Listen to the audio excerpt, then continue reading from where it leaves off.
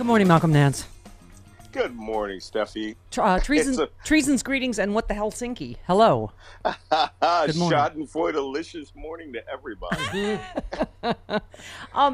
Malcolm, I was saying, it is amazing to watch people wake up after Helsinki when I have to say, people have said, they even said to me, how come, like Gloria Allred said, I didn't know what you were talking on Inauguration Day. You were talking about Russia. I'm like, well, I did because I read Malcolm Nance's book. I mean. That's right. Yeah. I mean. Oh, my God. Yeah. All I can say is this. Yeah. I really, the morning of Helsinki, I was actually at a terrorism conference, and Joy Reid called me burning up my phone and said, are you watching what's going on? And I said, no, I literally just gave a speech. And she goes, you better get your phone on.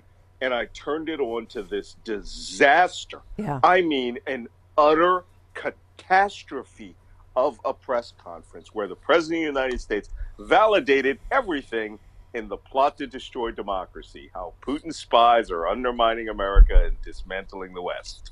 Yeah, which is your second book. I, of course, was referring to your first book that came out in the summer before the election. The plot to hack America. Yeah, but Malcolm, I mean, this must be hard. It's interesting, even to hear you talk this morning, to have even you be able to be shocked. I mean, yeah. I knew he was going to roll over like a puppy dog, but good God. I said this yesterday on Hardball. He came off like the vice president of Russia. Yeah. Like he had replaced Medvedev and had just gone in there and decided that he would act, to a certain extent, the way Mitch McConnell acts towards him, which is supplicating at every turn, agreeing and justifying everything that he did. That was, as far as the United States goes, a national catastrophe. And I think I tweeted before, I don't know whether you're going to get into my tweets, where I said that the Helsinki trip, because he went through with it, is the beginning of the great realignment of the world order since World War II. We are watching, and that's what I outline in my book, we are watching the world be divided up in a secret 2-hour meeting, which was supposed to have been a 1-hour meeting, but I guess he didn't have enough crayons. But we are watching the world get divided up along an axis of autocracy as an American, versus democracy. Yeah, as an American, Malcolm, it just made me sick to my stomach to see Putin smirking through this press conference, his spokesperson laughing literally out loud, like Putin smirking through the Chris Wallace interview. I know. And I said, this is national security now. I agree with a couple of the Democratic senators and congresspeople that are saying we have got to subpoena this translator and find out what he agreed to we have got to see his tax returns at this point. Well, I'm pretty sure that Bob Mueller's already seen his tax returns. Yeah. Because you recall when Deutsche Bank got subpoenaed, they have to be compared to something. And the only thing they could be compared to is Donald Trump's tax returns. So I'm pretty sure that he's going on to that. In fact, he's hired more financial crime prosecutors onto his team. So don't worry about tax returns. But now we do have a matter of critical national security. And, to be honest, anybody who read Plot to Hack America saw this coming, and everybody who's read Plot to Destroy Democracy, really, I've been getting nothing but tweets about this saying, now I see what you're talking about. These people have decided that America needs to become an autocracy and that they are realigning the world. And in fact, I tweeted the other day, this is on par with the collapse of the Soviet Union in terms of history. The United States attacked every one of its allies last week, called for regime change in Germany and the United Kingdom while sitting at the woman's dinner table, right? Yeah. And came out and wanted ultra-right extremists in power. You have been, one of our early warning systems that Rachel Maddow did a piece the other night about I've even been kidded about how much I cover Russia. Here's why it's important. Everyone now is starting to see why everything you've been saying, Rachel Maddow's been saying, and others is so important. You brought up Mitch McConnell. I wanted to read a couple tweets to you, Malcolm, and get your take. Melissa McEwen tweeted, Mitch McConnell says the Russians had better not interfere in the midterms, LOL, like he wasn't the one threatening Obama that he'd accuse him of partisan election interference if he made a public statement about Russia's interference ahead of Election Day in 2016. Wanker. That's right. Amy Siskin said, either Mitch McConnell is compromised or a traitor. Not sure which one is worse. Steve Schmidt is openly calling for him to step down, that he's in this up to his eyeballs. I thought Steve Schmidt's series of tweets yesterday calling on Jeff Flake to switch parties or to become an independent who would caucus with the Democrats in order to save the country. Yes. Which means that tomorrow morning, Mitch McConnell would be out of power. He would be the minority leader. What do Corker and Flake have to lose, Malcolm? Yeah. Who knows what those guys have to lose? I don't know. But this is one of those times, and I've been yelling this out for some time. It is time to stand up for this nation above whatever your position is. Look, you've got Mike Hayden, right? Conservative, former director of the CIA, and him and John Brennan calling these people traitors. Yeah. You know how hard it has been for me to use the T word, right? Right. Like yesterday I said, let's call it alternative loyalty. But what we're talking about here is as close to treason as an American can get. It is a betrayal of the oath of office. He sided with a foreign enemy, an adversary. Who knows what he gave up in that meeting? Yeah. To tell you the truth, you were saying, and other people I think he gave up Europe. Oh boy! See, and we're quibbling over. But it's not in wartime technically, so it's not treason. It's like if we're arguing over it. He's a traitor, whatever you want to call it, right? Feel free to use the rhetorical definition of traitor, which is someone who has betrayed you, right? Yeah. We're just not saying he's going to go to court over this. But the only instrument here is removal. And the only instrument we have right now is, and I'm going to say this again, this nation needs to mobilize. And I mean mobilize like 2016 times 10. Yep. Every person you talk to, anyone who has not registered to vote, talk to them, guide them through the process, get them registered. If you can early vote, prepare for days one, right? Year zero of early voting so that there is this massive wave of early voting in September and October so that you can then spend those 2 months preparing for a national mobilization. On my preferred date is November 3rd, 3 days before the election. Take this country over. They do not want to see an American Euromaidan, which is the term that Russia uses for collective popular mass movements that collapse governments. By the way, they don't want to see that. Yeah, where did I read that, Malcolm? That they said that that's the one thing Putin fears. Of course, his democracy is that he warned Trump there could be backlash. And boy, oh boy, they're going to see backlash on November 6th. I mean, when you have James Comey saying you've got to vote Democrat is the only way to save the country, right? That's right. Well, this is where I am not seeing the party do anything. Okay, I heard Tom Perez the other day speak, and he was talking like, everything is business as normal and we've got something we're going to do. This is time for shouting. And, I'm back in Philadelphia, my hometown. I am literally blocks from the Independence Mall, okay? And the spirit of American, revolution is imbued everywhere. We need an electoral, not even a tsunami, okay? We need an electoral Noah's level flood so that the true 60-40 split in this country comes out. And if every person who is here is not thinking that they are going to mobilize greater than 2016.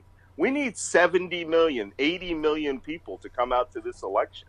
And the best way to do that is let's get 20 million, 30 million on the streets 72 hours before the election and then hold in place. Because if you'll come out the Saturday before an election by the millions, you'll go vote on Tuesday, right? Yeah, for those that don't have to get in line on November 3rd to vote. Yeah. Well, that's why he's urging, do early voting, do vote by mail if you can. Malcolm, what was I going to say? Oh, yeah, no, I mean, I said that when you gave, you gave us the idea. I was saying we should have all the marches, Women's March, March for Our Lives, all of the marches we've had and have them all converge, right? All over the country on that day. Yeah. you know, I've said this, I've been saying this since my book is launched. This will be the march to save democracy. This is existential election we're having here. If we lose this election, and by we, I mean Republicans, Democrats, and Independents, everyone who does not support what's happening to America right now, it will be lost Right. after this November. If the Republicans take power, they will never give up power again. Look what they just did on the same day that this huge. You have talked to us about the NRA piece and this Bettina arrest. I have a whole half chapter about her in my book. Oh my God! But my point is, on the same day, they say Steve Mnuchin says, "Oh yeah, you don't need to report." Places like the NRA doesn't need to report where their donors, where the money's coming from. On the same day that this arrest came down. But we're at the tip of the iceberg here. We are looking at the tip of the iceberg. Plot to destroy democracy for, all you naysayer Bernie bros who are out there attacking me saying, you wrote this book to make money. I did not write this book to make money. I wrote this book to get the message out, okay, that things are so bad, all right? I literally frightened myself with my own book 2 weeks ago. I am not joking, and I wrote the damn thing. I am telling you, this thing spells out your doom. And if you don't know where it's coming from, if you don't know what they're doing and why all this is happening on the world stage, why your next election may be, I'm afraid to even say your last, because they use the electoral process to take away your rights. Because when you don't vote, when you don't make yourself informed, then what they do is they go and they pass laws like, let's just stop all reporting on who's donating things. That means Moscow could legally donate to a 501c3 and you will never, ever know. Yeah. Malcolm, talk about that piece real quick. I mean, what a lot of people are saying is that what's significant is that it's not Mueller, which means it's too late to fire Mueller, that this doesn't, and this NRA Republican Party piece, I'm sure has a lot of people, let's just say with some gastrointestinal distress, right? Well, we've talked about this over the last year, that at some point, the Republicans are going to come to a decision-making moment where they're going to have to decide whether they're going to stand on the side of freedom and liberty and American constitutional republic, or they're going to stand on the side of treason. And I really think we have not yet reached what I've been calling the Benedict Arnold moment. And when that breaks, the next tier of indictments, I can tell you what the next tier of indictments are going to be. Okay. Because we already knew the first tier was going to be against Russians, Russian civilians. That was the Internet Research Agency. The next tier was go after the Russian intelligence officers. And the reason this is done is so that any American that is connected to them in any way, like Maria Butina, you are now corrected to an indicted criminal.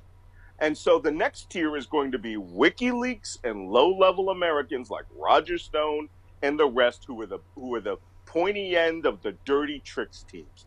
But the level above that, right, the big indictment level are going to be all the management and leadership in Trump's campaign of the dirty tricks teams. Trump Jr., Jared Kushner, you already got Flynn, who's already turned on them. He's going to be the state's witness for all of those people. And Manafort's trial is going to give us a window into all of this. So there are historic, exciting times ahead of us, because this is the most important investigation in the history of the United States.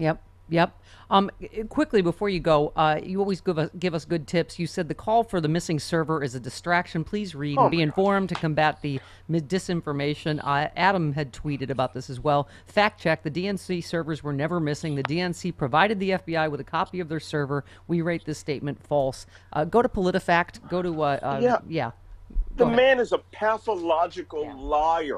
Whatever Donald Trump says is not true. It's not one server. It's 140 servers. If there's 4 servers to a bay, that meant that there were over 30 bays of computers in that, which is a floor-level room, all of which they copied everything and gave it to the FBI. The FBI did not want to physically remove 130 server bays and carry them off to the FBI forensic lab. It doesn't work that way. We can actually have a digital identical copy. Yeah. They didn't need the 180 infected computers to get this. But Trump believes Moscow. He does not believe us. And that deflection tells me as a professional that this man is so deep in debt, he will do and say anything. He probably talked to Putin about this. Of course. He laughed and said, let us help you find them.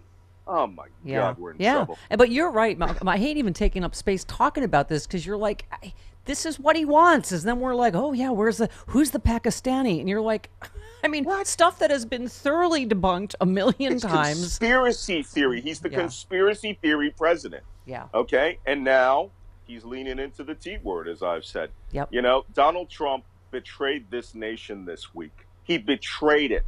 And we are all in danger. Wow. And now, one last plug, Steffi, if I may. Do it.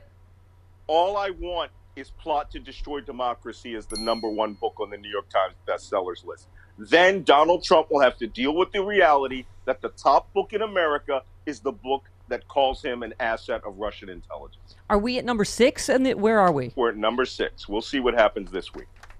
Hooray. Let's hear it. Okay, good. Congratulations on that, honey. And what was I going to say? Sorry, before I got thrown off a little bit about... no, I was just going to say, all of that, the tips you give and just about combating misinformation and just register. The other thing I think people are concerned about is, them knocking people off Russia knocking people off the voter roll. So be extra sure you are registered, right? Everybody. Make sure your family members, your dog, everybody who's legally allowed to register.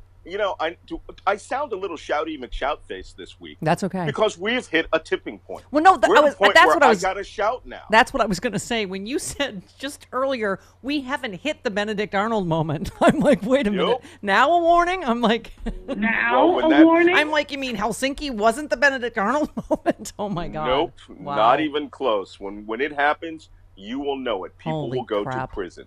Holy crap. All right. I'm scared again. Thank you. I got to go change my diaper. You're welcome. Love you. All right. Bye, Malcolm. There he goes. Number 6 bestseller, the New York Times. Let's get it to number 1. Do it. It is a must read. It is a must read.